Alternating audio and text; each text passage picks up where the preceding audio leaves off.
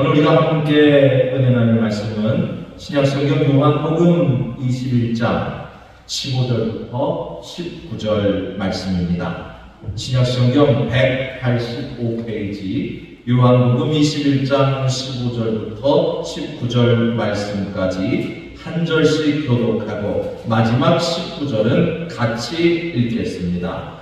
그들이 조방 위에 예수께서 시몬 베드로에게 이르시되 요한의 아들 시몬아 내가 이 사람들보다 나를 더 사랑하느냐 하시니 이르되 주님 그러하나이다. 내가 주님을 사랑하는 줄 주님께서 아시나이다. 이르시되 내 어린 양을 먹이라 하시고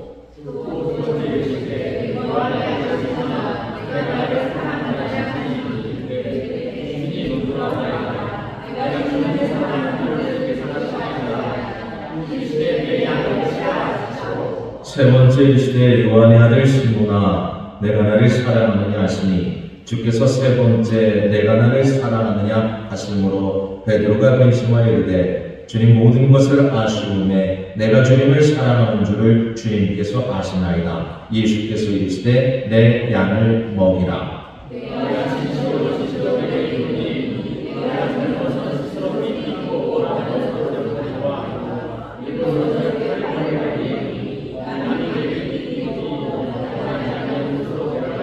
함께요. 이 말씀을 하시면 베드로가 어떠한 죽음으로 하나님께 영광을 돌릴 것을 가르치시니라.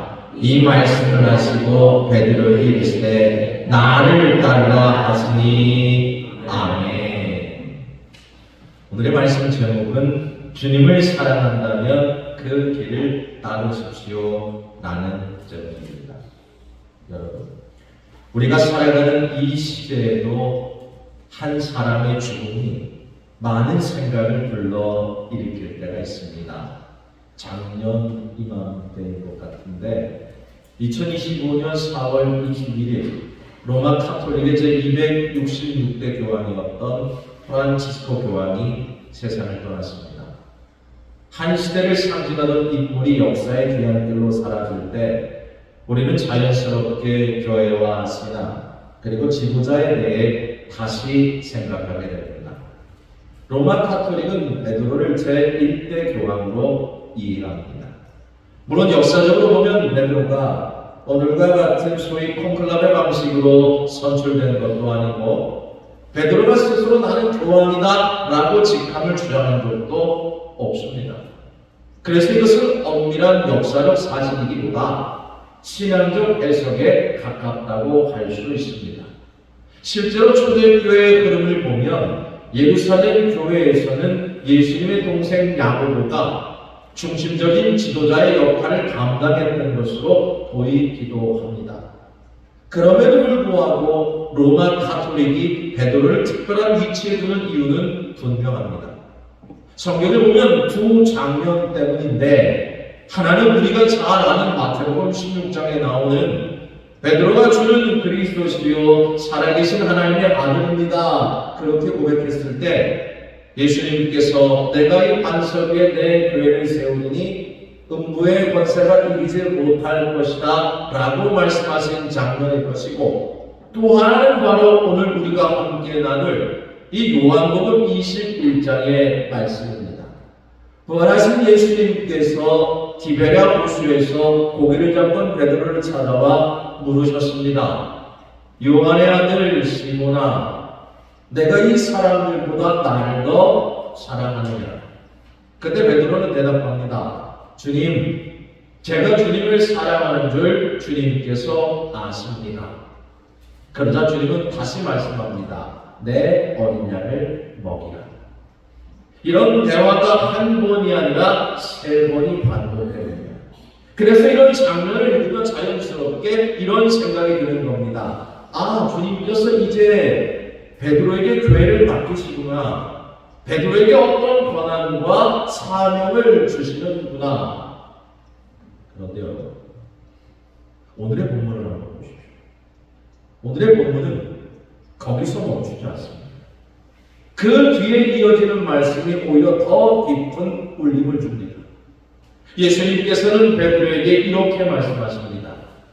내가 젊어서는 스스로 띠를 띠고 입고 원하는 곳으로 다녔지만 늙어서는 남이 내 팔을 벌리고 내가 원하지 않는 곳으로 너를 끌고 갈 것이다. 이 말씀은 단순한 예언이 아닙니다. 베드로가 앞으로 어떤 길을 가게 될 것인지를 보여주는 말씀입니다. 사명을 받는 그 자리 뒤에 반드시 고난의 길이 함께 놓여 있다는 겁니다. 우리는 때때로 신앙을 생각하면 선택, 쓰임, 축복 이런 단어를 떠올립니다. 그런데 성경은 우리에게 한 가지를 더 분명히 보여줍니다. 하나님께 쓰임받는 인생에는 언제나 고난이 함께 따라온다는 사실입니다. 실제로 베드로는 이후 로마 제국 박해 속에서 순교의 길을 걷게 됩니다. 전승에 따르면 그는 십자가에 거꾸로 달려 죽음을 맞이했다고 전해집니다. 그 길은 결코 화려한 길이 아니었습니다. 누구도 쉽게 선택하고 싶지 않은 길입니다. 사실 이것은 베드로만의 이야기가 아닙니다. 우리 신앙의 중심에 계신 예수님의 삶 자체가 그것을 보여줍니다. 예수님은 우리가 생각하고 우리가 기대하고 우리가 바라는 성공의 길을 걸으신 분이 아니었습니다. 높은 자리에 오르지도 않으셨고 많은 것을 소유하지도 않았으며 당시 종교 지도자들에게 인정받지도 못하셨습니다. 화려한 업적을 쌓으며 인생을 확장해 가신 것이 아니라 오히려 점점 낮아지셨고 마침내 십자가라는 가장 낮은 자리에서 생을 마치셨습니다. 이렇게 주님의 삶을 따라가다 보면 우리는 아주 근본적인 질문 앞에 서게 됩니다. 주님이 저렇게 사셨는데 과연 나는 무엇을 기대하고 주님을 따르고 있는가? 과연 나는 어떤 믿음을 가지고 있는가? 혹시 우리는 주님을 따르는 삶에서 영광만을 기대하고 고난은 멀리 하려고 하는지 않는지는 조용히 돌아봐야 합니다. 오늘 본문은 단순히 베드로에게 주어진 사명을 말하는 것이 아니라 소위 주님을 사랑한다고 고백하는 우리 성도들의 삶이 어떤 길인지를 아주 깊게 보여주고 있는 겁니다.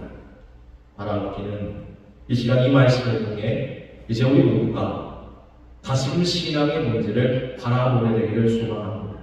그리고 주님을 따른다는 것이 무엇인지, 주님을 사랑한다는 것이 삶으로 어떻게 이루어지는지 우리 마음 깊은 자리에 다시 묻게 되는 은혜의 시간이 되기를 소망합니다.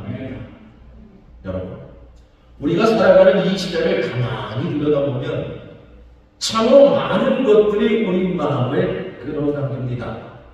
또 에덴 동산에서 아담이 보았던 보암직하고 먹음직한 눈에 보이는 성모, 손에 잡히는 물질, 남보다 조금 더 앞서고 싶은 마음, 이 모든 것이 우리를 끊임없이 바쁘게 만들고 또 어딘가를 향해 미친 듯이 달려가게 만듭니다.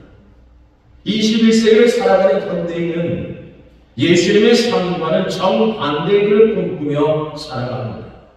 아니, 세상 사람들만의 이야기가 아니라 오늘 우리 성도들도 그 흐름에서 완전히 자유롭다고 말하기는 어렵습니다. 한때 유행했던 삼박자 축복을 여러분 들어보셨을 겁니다. 내용이 별명같이 범사에 잘되고 강건하기를 간구하노라. 이 말씀을 중심으로 영혼의 복, 물질의 복, 건강의 복을 함께 강조하는 신앙이었습니다. 이때 많은 사람들이 메시지에 끌렸고 그것은 한국교회의 한 흐름을 형성하기로 했습니다. 물론 이것은 무조건 잘못이라고 말하기는 어렵습니다. 누구나 건강하게 살고 싶고 형편이 나아지기를 바라는 마음은 당연히 자연스러운 겁니다. 근데 문제는 그것이 목적이 될 때입니다. 삶의 중심이 하나님이 아니라 잘 되는 것 자체로 옮겨갈 때 우리는 알지 못하는 사이에 이제 영원히 메말라기 시작하는 겁니다. 이것을 아시고 예수님께서는 이미 하나님과 재물을 겸하여 섬길 수 없다고 말씀하신 겁니다. 오늘날 교회 기독주의는 세상의 자본주의와 맞닿아 있습니다. 자본주의는 우리 삶에 많은 유익을 주었지만 동시에 우리의 시선을 물질 중심으로 고정시키는 힘을 가지고 있습니다. 더 많이 가져야 하고, 더 빨리 올라가야 하고, 더 크게 성공해야 한다는 압박 속에서 우리는 어느새 어떻게 살아야 하는가 보다 얼마나 가졌는가를 더 중요하게 여기게 되었습니다. 그런데 여러분, 그 길의 끝에는 무엇이 있습니까? 끝없는 경쟁, 비교, 그리고 만족할 수 없는 마음이 남습니다. 세상은 점점 더 발전했는데 우리의 마음은 오히려 더 불안해지고 더 공허해지는 이유가 바로 여기에 있는 겁니다. 이러한 시대 가운데 오늘 본문은 우리에게 아주 분명한 방향을 제시합니다. 바로 예수님께서 베드로에게 물으셨던 그 질문입니다. 내가 나를 사랑하느냐? 그리고 이어서 주신 나를 따르라는 그 말씀 말입니다. 베드로는 교회를 맡은 사람입니다. 그러나 그에게 먼저 요구된 것은 능력, 지식, 조직을 운영하는 기술도 아니었습니다. 오직 하나, 예수를 사랑하는 마음이었습니다. 그리고 그 사랑은 결국 고난으로 이어질 것이었습니다. 안타깝게도 이것이 예수를 따르는 겁니다. 여러분 눈치채셨습니까? 제가 안타깝게도 라고 말씀을 드렸습니다. 예수를 따르는 길은 고난이 당연히 이어지는데 저조차도 여러분께 안타깝게도 라는 말씀을 드리는 겁니다. 당연히 따를 길인데 그게 왜 안타깝습니까? 당연히 따라야 되는 길인데. 근데 저조차도 여러분께 안타깝다 이렇게 표현했습니다. 여러분, 예수를 따르는 게 도대체 뭡니까? 소위 교회를 어떻게 섬겨야 하는 겁니까? 그리스도인이라는 세상 속에서 어떻게 살아가야 합니까? 수많은 질문 앞에 서 있습니다. 교회가 어디까지 세상에 관여해야 하는지, 어떤 선택이 옳은지 때로는 판단하기조차 어렵습니다. 이 삶 자체가 복잡하기 때문입니다. 우리가 살아가는 이 세상 단순하지 않습니다. 한쪽의 선택이 다른 한쪽의 고통이 되기도 합니다. 편리함을 얻는 대신 누군가는 일자리를 얻고 성장을 이루는 대신 자연은 훼손됩니다. 아까 여러분 광고 시간에 제가 여기 초청장 하나 띄우고 오셨죠? AI가 만든 겁니다. 저걸 만들었기 때문에 여태까지 저걸 디자인하는 사람들 자리를 잃게 되는 겁니다. 저는 편했지만 그 사람들은 자리를 잃는 겁니다. 이런 세상 속에서 잘 산다는 것, 아니 제대로 산다는 것이 과연 무엇인지 우리는 고민하게 됩니다. 여러분, 잘 산다는 게 뭡니까? 여러분 대답해 보십시오.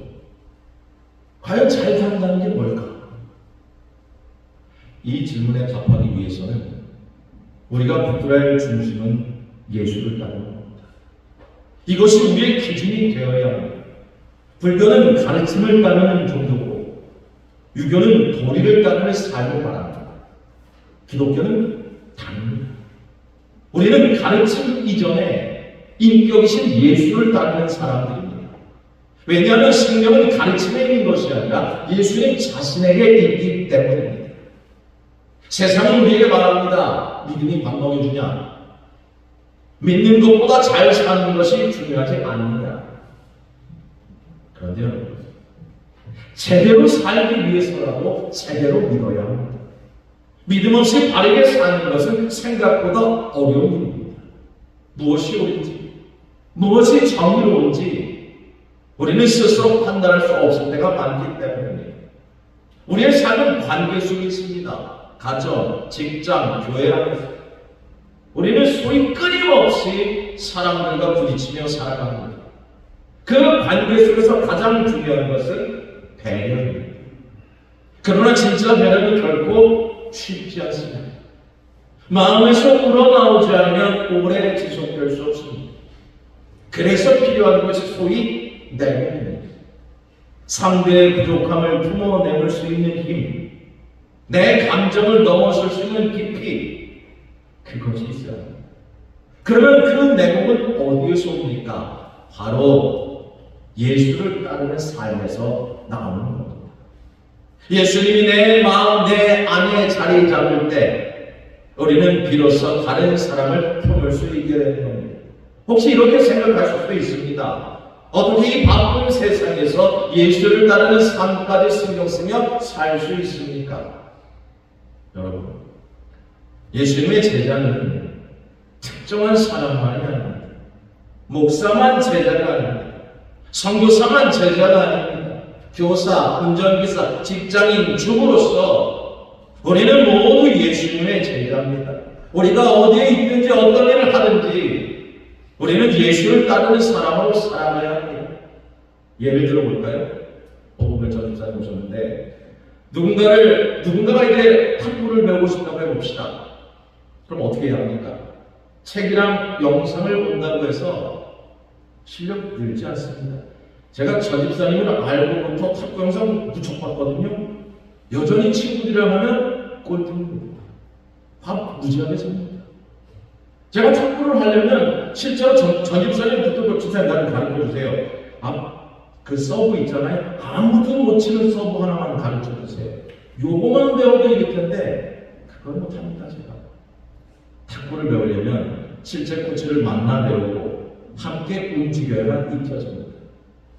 신앙도 마찬가지입니다. 하나님을, 예수님을 가장 깊이 경험한 분이 바로 예수님이십니다. 예수님과 함께할 때 우리는 하나님을 가장 정확하게 경험할 수 있습니다. 그래서 예수를 따르는 사람은 점점 달라지는 겁니다. 삶의 기준이 바뀌고 마음의 중심이 바뀌고 결국 살아가는 방식이 바뀌게 되는 겁니다. 반대로 그 경험이 없는 사람은 여전히 신앙 주변을 맴도는 구경꾼이 되는 것입니다. 그래서 여러분 바라보기는 우리의 신앙이 더 이상 머리로 하는 신앙에 머물지 않기를 바랍니다.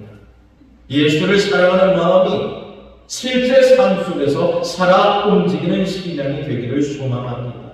그래서 어떤 상황 속에서도 절대로 흔들리지 않는 중심을 가지고 이 복잡한 세상 속에서도 길을 잃지 않는 삶을 살아가기를 소망합니다. 결국 우리 인생을 붙드는 것은 환경이 아니라 관계입니다. 그리고 그 관계 중심에 예수님이 계실 때 우리는 비로소 참된 생명을 누리게 됩니다. 거기서 끝입니까? 아니요. 한 걸음만 더 나아가 봅시다. 우리 삶의 현실을 정직하게 바라볼 필요가 있습니다. 인생살이에서 여전히 복잡하고 골치 아픈 일들이 많습니다. 어떻게 살아야 가장 의미 있는지 분명하게 보이지 않을 때도 있을 겁니다. 삶이 힘겹고 또 이유 없이 마음이 치고 같기도 합니다. 어느 날은 갑작스럽게 허무도 밀려올 겁니다. 이 현실은 결코 단순하지 않습니다. 모든 문제를 단번에 완벽하게 해결할 수는 없습니다. 그래서 어떤 이들은 길을 잃고 방황하기도 하고 또 어떤 이들은 돈이나 즐거움 속에서 답을 찾으려고 합니다.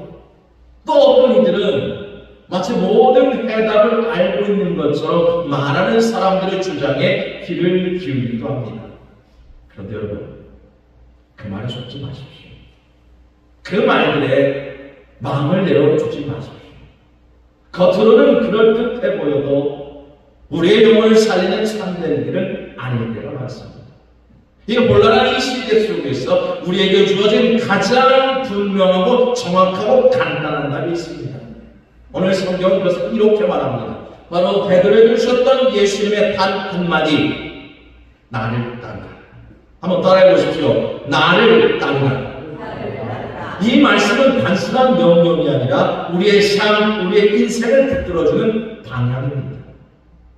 길을 잃었을 때 돌아가야 할 중심, 선택의 길에서 붙들어야 할 기준, 우리가 무언가를 해야 할지 모를 때, 어떻게 살아가는 것이, 잘 사는 것을 모를 때 이 한 가지만 분명히 하면 됩니다. 나는 지금 주님을 따르는가? 아니면 다른 것을 따르는가? 지금 제가 말씀드리는 이 예수를 따른다는 것은 뭐 거창한 일을 하라는 말이 아닙니다. 오늘 하루를 살아가는 방식이 달라지라시는 겁니다. 말 한마디 할 때도, 사람을 대할 때도 선택의 순간마다 주님이라면, 예수님이시라면 어떻게 하실까? 그것을 묻는 겁니다. 가정에서, 일터에서, 교회 안에서 우리는 수많은 관계 속에 살아갑니다. 사람은 참 이상합니다. 내 맘 같으면 좋겠는데, 죄송합니다, 저 인간은 도저히 이해가 안 된다는 인간이 왜 이렇게 많습니까? 그리고 나중 가만히 내버려두면 잘 살겠는데 왜 이렇게 건드리는 겁니까? 그럴 때마다 본능은 받으려고 합니다. 좋아요. 어디 본능이 나를 지키려 하고 때로는 상대를 밀어내려고 합니다. 그러나 예수를 따르는 사람은 한 번 더 바르게 반응하는 겁니다. 한 번 더 조금 더 품고 조금 더 이해하려고 했습니다. 이게 바로 예수를 따르는 삶의 모습입니다. 그리고 또 예수를 따른다는 것은 눈에 보이는 것보다 보이지 않는 것을 더 소중히 여기는 삶입니다. 세상은 지금도 결과를 보라고 말합니다. 그러나 주님은 중심을 보십니다. 세상은 얼마나 가졌는지를 말하지만 주님은 얼마나 사랑했는지를 보십니다.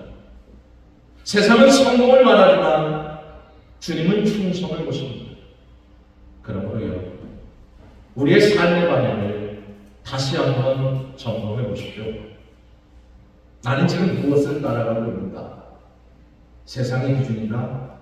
아니면 주님의 음성인가? 오늘 이 자리에서 다시 한번 결단하길 원합니다. 화려하지 않아도 좋습니다. 남들보다 앞서지 못해도 괜찮습니다. 그러나 분명한 것은 주님을 따르는 삶인 것입니다.